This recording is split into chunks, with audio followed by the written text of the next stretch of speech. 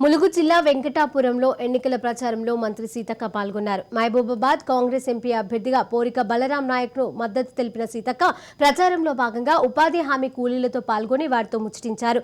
ఎన్నికల్లో బలరాం నాయక్ ను అత్యధిక మెజారిటీతో గెలిపించాలని ప్రచార వేదికగా సీతక్క కోరారు.